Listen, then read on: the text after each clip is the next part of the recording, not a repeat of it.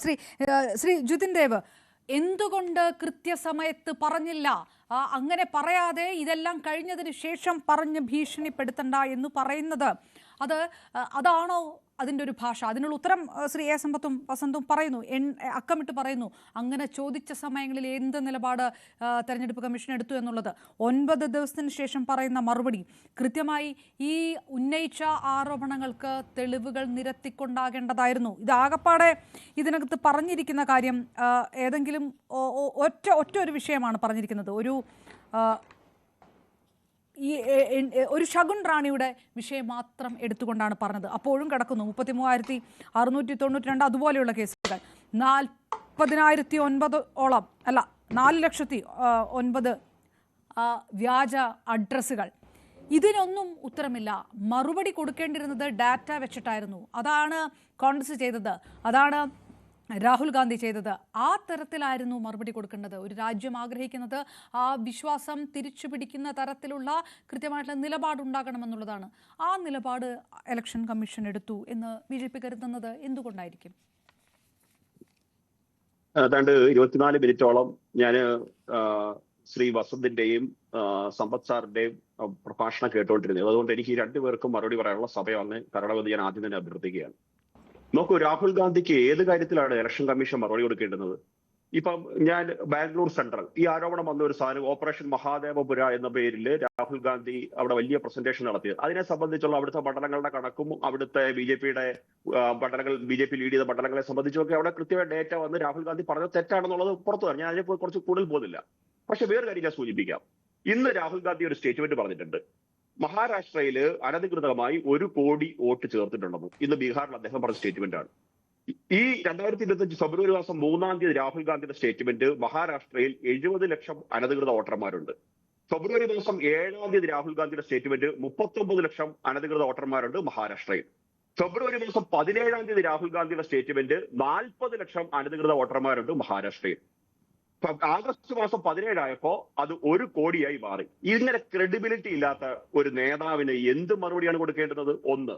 രണ്ട്, ഇവിടെ വസന്ത് പറഞ്ഞത് ഏതാണ്ട് രാഹുൽ ഗാന്ധി ആറ്റം ബോംബ് പൊട്ടിച്ചത്. എനിക്ക് ഓർമ്മ വരുന്നത് വസന്തിന്റെ സംസ്ഥാനം കേൾക്കുമ്പോൾ ഈ മിഥുനം സിനിമയ്ക്കകത്ത് നെടുമുടിയോടെ ഒരു ക്യാരക്ടർ ഉണ്ട്, ചേർക്കണ സ്വാമി. ആ സ്വാമി വന്നിങ്ങനെ ഇപ്പൊ പൊട്ടിക്കുന്നു പറഞ്ഞിട്ട് ലാസ്റ്റ് പൊട്ടിക്കുമ്പോ ഒന്നുമില്ലാത്ത അവസ്ഥയിലേക്ക് പോകുന്ന ഒരു ആ സിറ്റുവേഷൻ ഓർമ്മ വരുന്നത്. നമുക്ക് ബീഹാർ തന്നെ ഉദാഹരണമായിട്ട് എടുക്കാം. എന്താണ് ബീഹാറിനെ സംബന്ധിച്ച് ഇപ്പൊ രാഹുൽ ഗാന്ധി എവിടെയൊക്കെ നടന്ന് യാത്ര നടത്താനുള്ള സാഹചര്യം? ബീഹാറിൽ ഒരു സ്പെഷ്യൽ ഇന്റൻസീവ് റിവിഷൻ നടന്നു.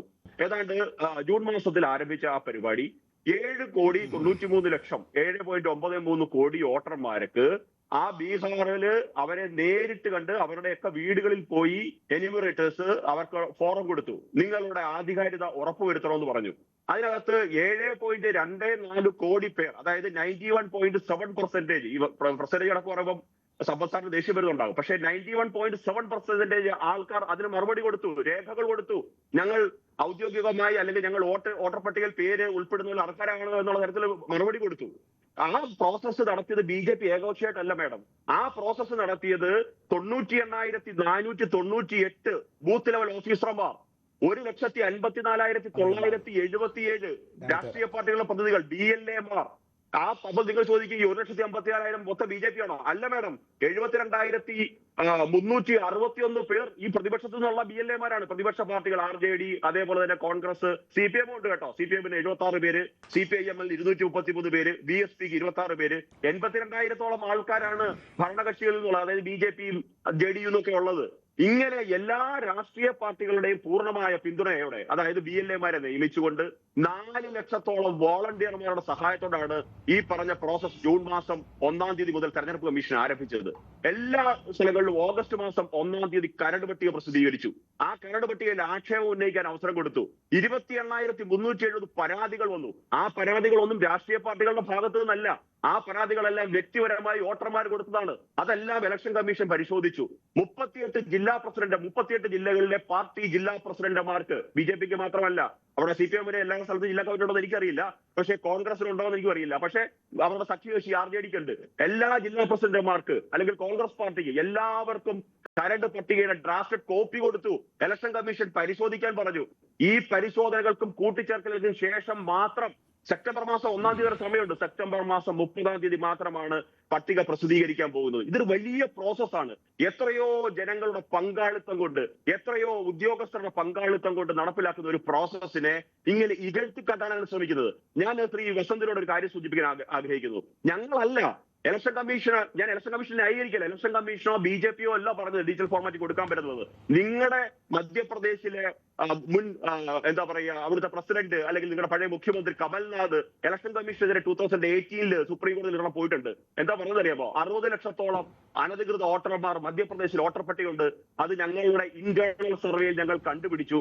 അത് പരിശോധിച്ചു പരിഹരിക്കുവാൻ വേണ്ടിയിട്ട് ഞങ്ങൾക്ക് ഡിജിറ്റൽ ഫോർമാറ്റ് വേണമെന്ന പറഞ്ഞ സമയത്ത് സുപ്രീം കോടതിയിലെ ഡിവിഷൻ ബെഞ്ച് എടുത്ത് കളഞ്ഞത്. അവർ പറഞ്ഞു അങ്ങനെ പറ്റില്ല, വോട്ടർമാരുടെ പ്രൈവസിയെ ചോദ്യം ചെയ്യുന്ന അല്ലെങ്കിൽ ഇത്തരത്തിലുള്ള ബൾക്കായിട്ട് ഡിജിറ്റൽ ഡോക്യുമെന്റ് തരാൻ സാധിക്കില്ല അത് എന്ന് പറഞ്ഞത് സുപ്രീം കോടതിയാണ്. നിങ്ങൾ കോടതി ഇപ്പോൾ ചലഞ്ച് ചെയ്യാമല്ലോ, അത് നിങ്ങൾ പോകുന്നില്ല.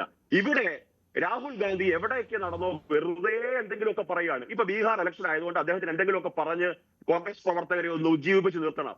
വെറുതെ എന്തെങ്കിലുമൊക്കെ പറയുക. ഇലക്ഷൻ കമ്മീഷൻ എന്നും പറഞ്ഞില്ലേ നിങ്ങൾ അഫിഡവിറ്റ് തരൂ, ഞങ്ങൾ പരിശോധിക്കാം. അതല്ലെങ്കിൽ നിങ്ങൾക്ക് ഈ പറഞ്ഞതിലൊന്നും തെളിവില്ലെങ്കിൽ നിങ്ങൾ മാപ്പ് പറയാൻ തയ്യാറാകും. ഇത് രണ്ടുമല്ലാതെ ഓരോ ഓപ്ഷനും ഇല്ല. അത് ഇലക്ഷൻ കമ്മീഷനെ വെറുതെ ബ്ലാക്ക്മെയിൽ ചെയ്യാൻ ശ്രമിച്ച സമയത്ത് കൃത്യമായ മറുപടിയാണ് കൊടുത്തത്.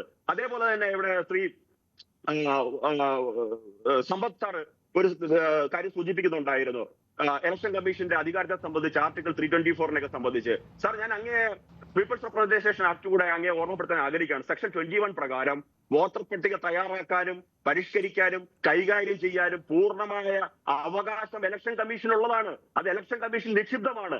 ഇലക്ഷൻ കമ്മീഷൻ അവരുടെ ജോലി ഭംഗിയായി ചെയ്യാൻ ശ്രമിക്കുമ്പോൾ അതിനകത്ത് ഏതെങ്കിലും തരത്തിലുള്ള ഹ്യൂമൻ എറർ ഉണ്ടെങ്കിൽ അത് ചൂണ്ടിക്കാണിക്കാൻ അവസരം രാഷ്ട്രീയ പാർട്ടികൾക്ക് കൊടുക്കുമ്പോൾ അത് കൊടുക്കാതെ കാലങ്ങൾ കഴിഞ്ഞതിന് ശേഷം ആ സമയത്തൊന്നും പരാതി പറയാതെ തെരഞ്ഞെടുപ്പ് കഴിഞ്ഞ് 45 ദിവസത്തിനകത്ത് ഇതിനകത്ത് പരാതി ഉണ്ടെങ്കിൽ കോടതിയെ സമീപിക്കാനുള്ള ചട്ടം ഈ രാജ്യത്ത് നിലനിൽക്കുമ്പോൾ ഇതൊന്നും ചെയ്യാതെ ഒരു കാര്യവുമില്ലാതെ വെറുതെ ഭരണഘടനാ സ്ഥാപനങ്ങളെ അപമാനിക്കാനായിട്ടാണ് ഈ രാഹുൽ ഗാന്ധി ശ്രമിക്കുന്നത്. അങ്ങേ പോലുള്ള, എനിക്ക് വലിയ വിഷമമുണ്ട്, അങ്ങേ പോലുള്ള ഈ കേരള സംസ്ഥാനത്തെ മുതിർന്ന രാഷ്ട്രീയ പ്രവർത്തകർ വന്ന് ഇത് ന്യായീകരിക്കേണ്ടി വരുന്നത്. ഞാൻ അങ്ങേ ഒരു കാര്യം മാത്രം ഓർമ്മിപ്പിക്കാൻ ആഗ്രഹിക്കുന്നു. കഴിഞ്ഞ 3 ആഴ്ച മുമ്പ് നിങ്ങളുടെ തന്നെ സഖ്യകക്ഷി CPIയുടെ MP സന്തോഷ് കുമാർ പറഞ്ഞിട്ടുണ്ട്, ഇന്ത്യൻ രാഷ്ട്രീയത്തിലെ the most immature, the most irresponsible, the most insensible politician ആരെന്ന് ചോദിച്ചാൽ അത് രാഹുൽ ഗാന്ധിയാണെന്ന് പറയുന്നത്. അത് എന്റെ വാക്കുകളല്ല, സന്തോഷ് കുമാറിന്റെ വാക്കുകളാണ്. അതുകൊണ്ട് അങ്ങേ പോലുള്ളവർ ഈ പറഞ്ഞ ഈ ഉണ്ടയില വെടി പൊട്ടിക്കുന്ന ആൾക്കാരെ ന്യായീകരിക്കാനായിട്ട് ഇറങ്ങി പുറപ്പെടരുതെന്നൊരു അപേക്ഷ മാത്രമാണ് എനിക്ക് അങ്ങേക്ക് മുമ്പാകെ വെക്കാനുള്ളത്. ശരി, ഞാൻ തിരികെ എത്താം. വിനോദ് വിൽസൺ മാത്യു, കൃത്യമായ സമയത്ത് ഇടപെടാത്ത രാഷ്ട്രീയ പാർട്ടികളോട് അവർ കാണിക്കുന്ന ആ രാഷ്ട്രീയ ലക്ഷ്യമാണ് ഇതിനകത്തൂടെ വരുന്നത് എന്ന് തെരഞ്ഞെടുപ്പ് കമ്മീഷൻ പറയുന്നു. ജനാധിപത്യ പ്രക്രിയയെ അപമാനിക്കുകയാണ്. എങ്ങനെയാണ് രാഷ്ട്രീയ പാർട്ടികൾക്കിടയിൽ കമ്മീഷന് വിവേചനം കാണിക്കാനാകുക, ഭരണഘടനാപരമായിട്ടുള്ള കടമയിൽ നിന്ന് മാറാൻ കഴിയുക എന്നൊക്കെ ചോദിക്കുകയാണ്. വളരെ സുതാര്യമായിട്ട് ഒരു പ്രക്രിയ, ഇത്രയധികം ആളുകൾക്ക് വോട്ട് മോഷ്ടിക്കാൻ കഴിയുമെങ്കിൽ ഇത് നേരത്തെ ശ്രദ്ധയിൽപ്പെടുത്തേണ്ടതായിരുന്നില്ല എന്ന് ചോദിക്കുന്നൊരു മറുപടിയാണ്. BJP നേതാവ് ശ്രീ ജിതിൻ ദേവ് പറയുന്ന ആ മറുപടി അതൃപ്തികരമാണ്. ശ്രീ ജിതിൻ ഇവിടെ ഇലക്ഷൻ കമ്മീഷനുമായി ബന്ധപ്പെട്ട കാര്യങ്ങളൊക്കെ ന്യായീകരിക്കുന്നത് കേട്ടു. അപ്പൊ എനിക്കൊരു സ്വാഭാവിക സംശയം, ഒരു സാധാരണ മനുഷ്യനൊരു സംശയം മാത്രമേ ഉള്ളൂ. ഇത് BJPയുടെ ഘടകകക്ഷിക്കെതിരെയുള്ള ഒരു ആരോപണമല്ലല്ലോ. ഇത് ഇന്ത്യയിലെ ഇലക്ഷൻ കമ്മീഷൻ എന്ന് പറയുന്ന ഭരണഘടനാ സ്ഥാപനമായ എല്ലാവരോടും കൃത്യമായ അകലം പുലർത്തി മാറി നിൽക്കേണ്ട ഒരു സ്ഥാപനത്തിനെതിരെ വരുന്ന ഒരു അലിഗേഷൻ അല്ല, ഒരു ആരോപണമല്ലേ. അതിനെ സത്യത്തിൽ ഞങ്ങളുടെ ഘടകകക്ഷിക്ക് നേരെ വന്ന ഒരു ആരോപണം പോലെ എന്തിനാണ് BJP ന്യായീകരിക്കുന്നത് എന്നൊരു ചോദ്യം എനിക്കുണ്ട്. BJP പറഞ്ഞാൽ മതിയല്ലോ, ഇലക്ഷൻ കമ്മീഷനെതിരെ രാഹുൽ ഗാന്ധി അല്ല ഏതൊരാളും പറയുന്ന ആരോപണം അന്വേഷിക്കേണ്ടതാണ്. അന്വേഷിച്ച സാധാരണ ജനങ്ങൾക്ക്, ഈ നാട്ടിലെ പൗരബോധമുള്ള മനുഷ്യർക്ക്, വോട്ട് ചെയ്യുന്ന മനുഷ്യർക്ക് ഇത് സുതാര്യമായ സംവിധാനമാണെന്ന് ബോധ്യപ്പെടുത്തണം എന്നൊരു നിലപാട് BJP എടുത്താൽ പോരെ. BJP എന്തിനാണ് വന്നിരുന്ന് ന്യായീകരിക്കുന്നത്? അപ്പൊ ആ ന്യായീകരിക്കാനുള്ള ബാധ്യത BJPക്ക് എങ്ങനെ ഉണ്ടായി എന്നുള്ളതാണ് എനിക്ക് ആദ്യം ചോദിച്ചത്. ഒരു സ്വാഭാവിക സംശയം, ഒരു സാധാരണ മനുഷ്യർക്ക് സംശയം മാത്രമാണ്. മറ്റൊന്ന് പറയുന്നത്, ഇവിടെ ഇന്ന് ഇലക്ഷൻ കമ്മീഷന്റെ ഒരു വാർത്താ സമ്മേളനം കണ്ടു. ആ വാർത്താ സമ്മേളനത്തിൽ ആദ്യത്തെ എനിക്കതിലുള്ള അപഹാസ്യമായി തോന്നുന്നത്, നിഷ്പക്ഷത തെളിയിക്കാൻ ഇലക്ഷൻ കമ്മീഷൻ പ്രസ് മീറ്റ് വിളിക്കേണ്ടി വന്നു എന്ന് പറയുന്നത് അവരുടെ ഗതികേടാണ് എന്ന് പറഞ്ഞു വെക്കാൻ ആഗ്രഹിക്കുന്നു. മൂന്നാമത്തെ പോയിന്റ്, അദ്ദേഹം പറഞ്ഞൊരു സ്റ്റേറ്റ്മെന്റ്, ചിരി വരുന്ന സ്റ്റേറ്റ്മെന്റ് ആണ്. അതായത് ഇലക്ഷൻ വോട്ടർ ഐ ഡിയിലുള്ള ഫോട്ടോ അത് ഡിജിറ്റലൊക്കെ ആക്കി കൊടുത്തു കഴിഞ്ഞാൽ അത് ഒരുപാട് മിസ്യൂസ് ചെയ്യപ്പെടുമെന്നാണ് അദ്ദേഹം പറയുന്നത്. സത്യത്തിൽ എന്റെ ഇലക്ഷൻ കാർഡിലെ ഫോട്ടോ കണ്ട എനിക്ക് പോലും എന്റെ പെറ്റമ്മയ്ക്ക് പോലും മനസ്സിലാവത്തില്ല. ഇത് വെച്ച് ആര് ഈ ആർട്ടിഫിഷ്യൽ ഇന്റലിജൻസ് ഒക്കെയുള്ള ഈ കാലത്ത് ആരിത് ക്രമക്കേട് കാണിക്കാനാണ്? ആ ഫോട്ടോ ആര് ദുരുപയോഗം ചെയ്യാനാണ്? അതിലെ ഒരാളുടെ ഫോട്ടോയും അവർക്ക് പോലും മനസ്സിലാവില്ല, അവരുടെ മുഖം പോലും അല്ല. ഇതൊക്കെ ചുമ്മാ നമുക്കറിയാം ഇതൊക്കെ എങ്ങനെ ഫോട്ടോ ഉണ്ട്. ഈ ഫോട്ടോ വെച്ച് ദുരുപയോഗം ചെയ്യും. നമ്മുടെയൊക്കെ ഫോട്ടോ സോഷ്യൽ മീഡിയയിലും പബ്ലിക് പ്ലാറ്റ്ഫോമിലും ഒക്കെ ഇഷ്ടംപോലെ കിടക്കുമ്പോൾ ഈ ഫോട്ടോ വെച്ച് മോർഫൊക്കെ ചെയ്ത് അത് മോശമാക്കുന്നൊക്കെ പറയുന്ന തികച്ചും ബാലിശമായ, തികച്ചും അപഹാസ്യമായ സ്റ്റേറ്റ്മെന്റുകളാണ് പറഞ്ഞുകൊണ്ടിരിക്കുന്നത്. ഇനി ഞാൻ ഇതിന് മറ്റൊരു ആംഗിൾ കൂടി പറഞ്ഞുകൊണ്ട് എന്റെ വാദഗതി അവസാനിപ്പിക്കാം. ഞാൻ ഇതിനെ കാണുന്നത്, ഇപ്പം നമുക്കറിയാലോ കേരളത്തിൽ നമ്മളൊക്കെ രാഷ്ട്രീയം മനസ്സിലാക്കിയ സമയത്ത് അല്ലെങ്കിൽ പഠിച്ച സമയത്ത് അല്ലെങ്കിൽ കാണുന്ന സമയത്ത് കേരളത്തിൽ എത്രയോ കള്ളവോട്ടുകൾ നമ്മൾ കണ്ടിട്ടുണ്ട്. ഇപ്പം സമ്പത്ത് സാർ ഇവിടെയുണ്ട്. ഞാൻ ബഹുമാനിക്കുന്ന നല്ല പ്രഭാഷകൻ എന്ന് പേരെടുത്തിട്ടുള്ള, ഞാൻ വിദ്യാഭ്യാസ കാലത്ത് അദ്ദേഹത്തിന്റെ പ്രഭാഷണമൊക്കെ ഞാൻ രാഷ്ട്രീയ പ്രസംഗങ്ങൾ കണ്ടിട്ടുള്ള ഒരു വ്യക്തിയാണ്. ഞാൻ അദ്ദേഹത്തെ ബഹുമാനിക്കുന്നു. പക്ഷെ ഞാൻ ഇന്ന് ഈ ചർച്ചകൾക്കിടയിൽ എന്റെ കയ്യിൽ ഇരിക്കുന്ന ഒരു പുസ്തകം ഞാൻ വായിച്ചു. ആ പുസ്തകം എന്ന് പറയുന്നത് സഖാവ് എം വി രാഘവൻ എഴുതിയ അദ്ദേഹത്തിന്റെ ആത്മകഥയാണ്. ഒരു ജന്മം എന്നാണ് ആ പുസ്തകത്തിന്റെ പേര്. ആ പുസ്തകത്തിൽ അദ്ദേഹം ക്രമക്കേടുകളെ പറ്റി, കള്ളവോട്ടുകളെ പറ്റിയൊക്കെ ഒരുപാട് പറയുന്നുണ്ട്. പക്ഷെ സമ്പത്ത് സാർ അത് ഇഷ്ടപ്പെടുമെന്ന് എനിക്കറിയാം. എന്നാൽ പോലും അദ്ദേഹത്തിന്റെ അനുമതിയോടെ ഞാൻ പറയുന്നു. അതായത് 1988 ഈ CPM-ഉം CMP എന്ന് പറയുന്ന പാർട്ടി കേരളത്തിൽ വരും. അദ്ദേഹം പറയുന്നത് ആ CMP പാർട്ടി ഫോം ചെയ്തതിനു ശേഷം EK നായനാർക്കെതിരെ അന്ന് മത്സരിച്ച ആലീസ് കൃഷ്ണൻ എന്ന് പറയുന്ന ഒരു സ്ത്രീ, അഡ്വക്കേറ്റ് ആലീസ് കൃഷ്ണൻ നായർക്കെതിരെ മത്സരിക്കുക CMPയുടെ കാൻഡിഡേറ്റ്. ആ CMP കാൻഡിഡേറ്റിനെ വീടുകളിൽ ചെന്ന് വോട്ട് ചോദിക്കാൻ പോലും അനുവദിച്ചിരുന്നില്ല. അതുപോലെ